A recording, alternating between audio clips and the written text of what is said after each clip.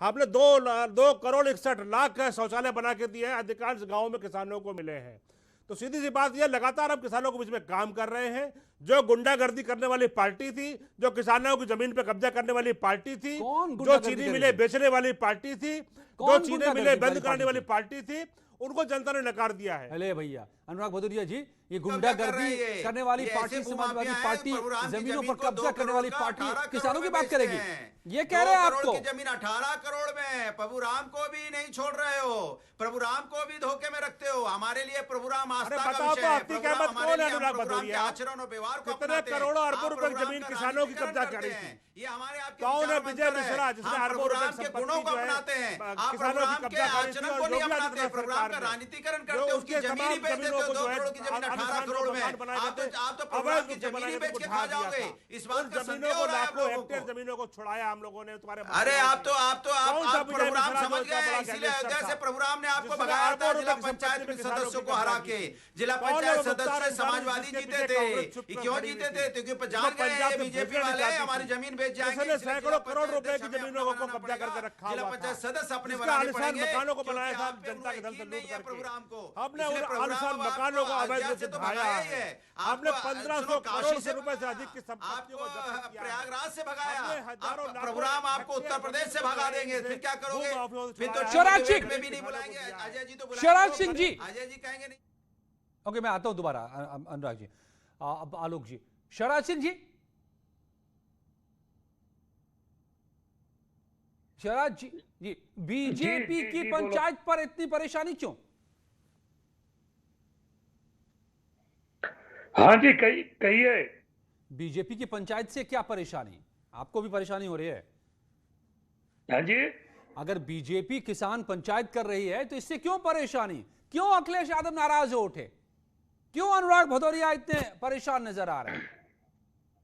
नहीं, मैं ये कह रहा हूँ बीजेपी की सत्ता है, वो गाँव जा सकती है, पंचायत कर सकती है। जिसकी सत्ता नहीं है वो भी जा सकता है।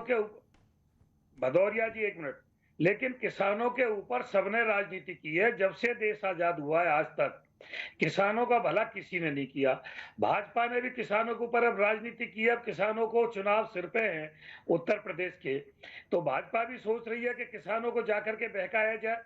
और किसान जब से देश आजाद हुआ है आज तक बहकता हुआ चला रहा है।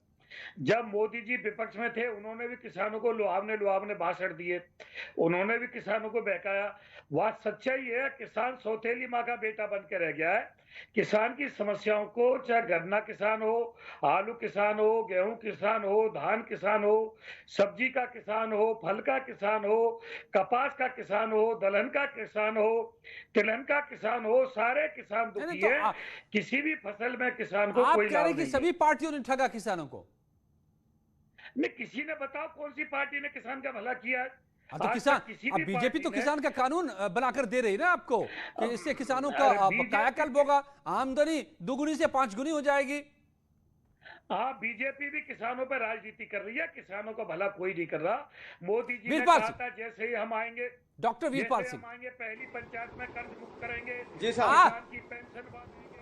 ओके, डॉक्टर वीरपाल सिंह, ठीक है, किसानों के साथ भला नहीं हुआ लंबे अरसे से, तभी तो आज भी किसानों का हाशिए पर हैं किसान। मगर अब अगर बीजेपी पंचायत करना चाह रही है तो क्यों सबको परेशानी नजर आ रही है? देखिए, मैं आपको कहना चाहूंगा, बताना चाहूंगा कि किसान खुशहाल तो देश खुशहाल। हमारे देश में 6,28,221 गांव हैं और लगभग 65% लोग गांव में रहते हैं और वो सभी कृषि व्यवसाय करते हैं, यानी कि कृषि व्यवसाय से जुड़े हुए हैं। इसलिए मैं आपसे बताना चाहूंगा, यदि किसान खुशहाल है तो बाकी जितनी भी क्लासेज हैं, जितने भी वर्ग हैं, वो 99% ऑटोमेटिकली खुशहाल हो जाएंगे। इसलिए किसान को हमारी प्रायोरिटी है। अब लेकिन अब तक जितनी भी सरकारें आई हैं, किसी भी सरकार ने किसान की तरफ नहीं देखा। हाँ, अब बीजेपी सरकार पिछले कुछ सालों से किसान की तरफ लखा रही है और किसान का भला करना चाह रही है। इसलिए किसान जो देखो, बीजेपी ये जो कितने 3 कानून सरकार ने पास किए थे, जो किसान लोग या दूसरे नेता, विपक्षी नेता सभी कह रहे हैं काले कानून, काले कानून, काले कानून, लेकिन आज तक एक भी नेता ने ये नहीं बताया, एक भी पॉइंट किसी भी बिल के बारे में काले कानून है क्यों। ले तो लेकिन आप बीजेपी चाह रही है, बीजेपी किसानों का इससे भला होने वाला है कि भाई हमें किसान मंच करेंगे और हम किसानों के बीच में जाएंगे और हम किसानों को ग्राउंड से इन बिल के बारे में समझाएंगे। एक बार मैं और एक उदाहरण में और लेना चाहूंगा। हाँ। मैं कई बार गाजीपुर बॉर्डर पर गया हूँ और मैं वहां पे किसानों से मिला हूँ। हाँ। तो किसानों से मैंने पूछा कि भाई आप ये बताइए, आप ये आंदोलन क्यों कर रहे हैं। कहते जी सरकार ने 3 बिल पास किए हैं और वो काले कानून है, हम उनको वापसी कराएंगे। मैंने कहा भाई काले कानून कैसे हैं कि ये हमें मालूम नहीं है, बस काले कानून है, हम तो काले कानून कहते हैं, बाकी हमें कुछ नहीं पता कि क्यों है, कैसे हैं। इसलिए अब बीजेपी ने प्लान बनाया है कि हम कांग्रेस प्रवक्ता के पांडे जी, तो आप लोग ऐसे बेबजट ट्रैक्टर चला के कभी किसानों को भरमाने की कोशिश कर रहे हैं, तो कभी कह रहे हैं बीजेपी क्यों कर रही है किसान पंचायत। कानून तो फायदे में है, डॉक्टर वीरपाल सिंह कह रहे हैं किसानों के। इवन आंदोलन करने वालों को नहीं पता कि क्यों वो कर रहे हैं आंदोलन।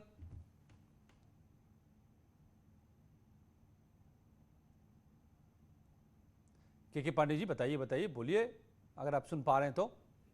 हाँ जी हाँ अब आवाज आई है। भैया मैं अजय जी तब ये कहना चाह रहा हूं कि जो प्रधानमंत्री जी बार बार मन की बात अपने 7 वर्ष से सुना रहे हैं हम सबको और किसानों को, हम सब भी किसान के ही बेटे हैं। तो एक बार मेरा निवेदन आपके माध्यम से है कि वह जरा किसानों की भी बात कुछ कर लें। हमें लगता है किसानों की बात उनके यहाँ तक या तो पहुंच नहीं पाती है, या तो चंद उद्योगपतियों का इतना दबाव है कि वह किसानों की बात कर नहीं पाते हैं। कृषि उपकरण जिसके बिना आज यह तकनीकी कृषि मुश्किल हो गया है, 18% जीएसटी है अजय जी, और उर्वरक के दाम जितने बढ़ गए, 50 किलो की बोरी 45 किलो की हो गई। अब मैं केवल एक चीज पूछना चाहता हूं कि गन्ना जब 2017 में सरकार उत्तर प्रदेश की बनी थी तो प्रधानमंत्री जी ने ही अपने संबोधन में कहा था कि हम गन्ना किसानों का मूल्य कम से कम जो है 50 रुपए बढ़ाएंगे, और 4 वर्ष से ऊपर बीत गए हैं, 10 रुपया गन्ना किसानों का मूल्य बढ़ा है। 305, 315, 325 हमारे यहाँ किसान बैठे हुए, उनको बेहतर वो बताएंगे।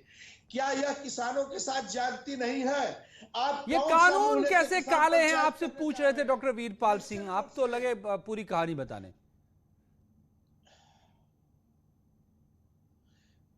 तीनों कानून कैसे काले हैं? ये भंडारण करा करके जिस तीनों कानून पर आप किसी दिन बहस बुला लीजिए ना, और वीरपाल सिंह जी को भी बुला लीजिए ना, और आप सबको बुला लीजिए, आज ही के पैनल को बुला लीजिए, हम इनको समझा देंगे कि तीनों कानून। अरे मैं भी 8 महीने से प्रोग्राम कर करके थक गया इस पर। कोई बता दे कि क्या कैसे कानून काले हैं ये और क्या होगा नुकसान। अनुराग जी सोच के रखिए आप, मैं आता हूं फिर से कुछ ही पलों में पूछूंगा आपसे क्यों ये काले कानून, और अगर नहीं काले तो फिर क्यों नहीं किसान हो, पंचायत हो और किसान चौपाल पर क्यों आपको परेशानी अगर बीजेपी करती है तो। कुछ ही पलों।